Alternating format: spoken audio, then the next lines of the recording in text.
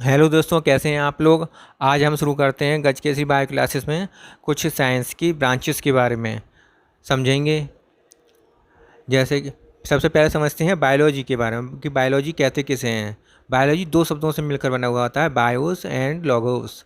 BIOS का मतलब होता है लाइफ और लोगोस का मतलब होता है स्टडी, मतलब लाइफ स्टडी, जिसके बारे में हम जीवित प्राणियों के बारे में अध्ययन करते हैं उसे हम बायोलॉजी कहते हैं। उस साइंस को हम बायोलॉजी कहते हैं।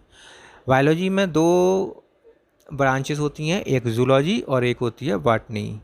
बॉटनी और जूलॉजी। जूलॉजी जो होता है उसमें एनिमल्स के बारे में स्टडी की जाती है और बॉटनी में प्लांट्स के बारे में स्टडी करते हैं। फादर ऑफ जूलॉजी एरिस्टोटल हैं और फादर ऑफ बॉटनी थियोफ्रास्टस हैं। इसके बाद दूसरी ब्रांच आती है साइंस की माइक्रोबायोलॉजी। माइक्रोबायोलॉजी जो है तीन शब्दों से मिलकर बना हुआ है, ग्रीक शब्दों से मिलकर बना हुआ है।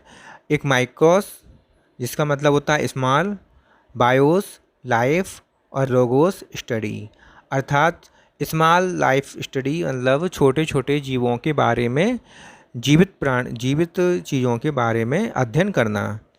Study of different aspects of micro organism, जो छोटे छोटे जीव होते हैं उन्हें माइक्रो ऑर्गेनिज्म कहते हैं और माइक्रो ऑर्गेनिज्म के विभिन्न प्रकार के माइक्रो ऑर्गेनिज्म के बारे में अध्ययन करना माइक्रो बायोलॉजी में ही आता है। फादर ऑफ माइक्रो बायोलॉजी जो हैं वो पास्चर हैं। ऐसे ही अगली ब्रांच आती है टैक्सोनॉमी। टैक्सोनॉमी ग्रीक शब्द से, दो ग्रीक शब्दों से मिलकर बना हुआ है, टैक्सिस और nomos.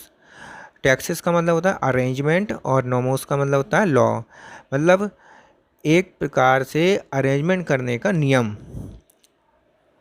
It is the science of identification, nomenclature and classification of organism, मतलब ऑर्गेनिज्म का क्लासिफिकेशन बनाने लिखने का, और उसके बारे में नोमेनक्लेचर मतलब उसके नाम देने के लिए, और आइडेंटिफिकेशन उसके आइडेंटिफाई करने के लिए जो साइंस है उसे हम टैक्सोनॉमी कहते हैं।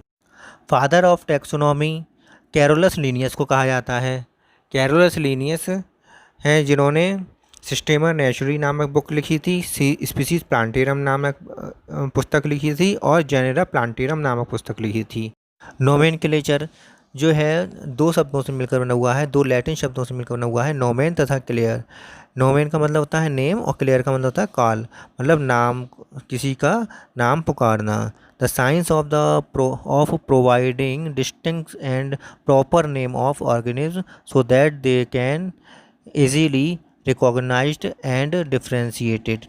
इसका अर्थ है कि ऐसा विज्ञान जिसके द्वारा हम किसी ऑर्गेनिज्म को एक प्रॉपर और एक भिन्न प्रकार के नाम से पुकार सकते हैं और उसे हम आसानी से रिकॉग्नाइज किए सकते हैं, दूसरों से भिन्न कर सकते हैं, इसको हम नोमेनक्लेचर कहते हैं। मॉर्फोलॉजी जो साइंस है वो ग्रीक शब्दों से मिलकर बनी हुई है, एक तो मॉर्फी तथा लोगोस। मॉर्फी का मतलब होता है फॉर्म और लोगोस का मतलब होता है स्टडी, मतलब किसी ऑर्गेनिज्म के फॉर्म्स की स्टडी करना, वो कैसे बना हुआ, उसकी बनावट क्या है, इसके बारे में अध्ययन करना। The study of the external form, size, shape, colour, structure and relative position of the various organs of living beings, मतलब जीवित प्राणियों के विभिन्न प्रकार के अंगों के बारे में, उनके पोजीशन के बारे में, कलर्स के, शेप के, साइज़ के और फॉर्म्स के बारे में अध्ययन करना मॉर्फोलॉजी कहलाती है। फादर ऑफ मॉर्फोलॉजी जो हैं विल्हेम हॉफमिस्टर हैं। मॉर्फोलॉजी दो प्रकार की होती है, एक external morphology and internal morphology. External morphology का मतलब होता है morphology deals with external traits of the organism के बाह्य ट्रेट्स के बारे में, बाह्य करैक्टर्स के बारे में अध्ययन करना एक्सटर्नल मॉर्फोलॉजी के अंतर्गत आता है। और ऑर्गेनिज्म के आंतरिक अंगों के स्ट्रक्चर के बारे में अध्ययन करना इंटरनल मॉर्फोलॉजी के अंतर्गत आता है। एनाटॉमी जो होती है वो दो ग्रीक शब्दों से मिलकर बनी होती है, एना तथा टॉमी। एना का मतलब होता है अप और टॉमी का मतलब होता है कटिंग, मतलब ऊपर से काट कर अंदर के अंगों का बारे में देखना या उसके बारे में अध्ययन करना एनाटॉमी कहलाती है।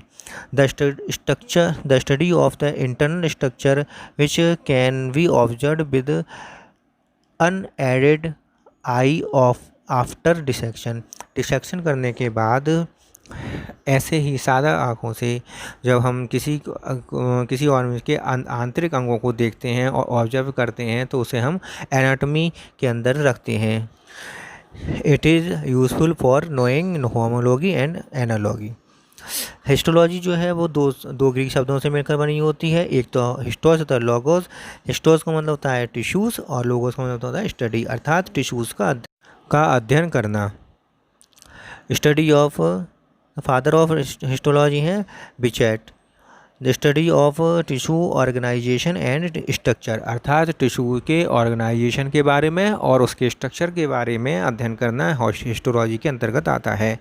साइटोलॉजी एक जो ब्रांच है ये दो ग्रीक शब्दों से मिलकर बना है, काइटोस तथा लोगोस। काइटोस का मतलब होता है सेल्स और लोगोस का मतलब होता है स्टडी, अर्थात सेल की स्टडी, कोशिका का अध्ययन करना। Study of form and structure of the cell including the behaviour of nucleus and other organelles is called the cytology, अर्थात साइटोलॉजी के अंतर्गत न्यूक्लियस तथा न्यूक्लियस का स्ट्रक्चर, सेल्स का स्ट्रक्चर, न्यूक्लियस का बिहेवियर और इसके अंदर पाए जाने वाले सेल्स ऑर्गेनेल्स के बारे में जो जानना है वो सब साइटोलॉजी के अंतर्गत आता है। साइटोलॉजी के फादर ऑफ साइटोलॉजी वो हैं G.N. पेपेनिकोलो और फादर ऑफ इंडियन साइटोलॉजी हैं अरुण कुमार शर्मा। अब अंत में ये कहना चाहता हूँ कि मेरी वीडियो को लाइक करें, शेयर करें और मेरे YouTube चैनल को सब्सक्राइब करें, जिससे कि जो भी मैं वीडियो डालूँ उसका नोटिफिकेशन सबसे पहले आपके पास पहुँच सके, और शेयर करें जिससे कि अधिक से अधिक लोगों के पास मेरी वीडियो पहुंच सके, जिससे उन्हें भी लाभ हो सके।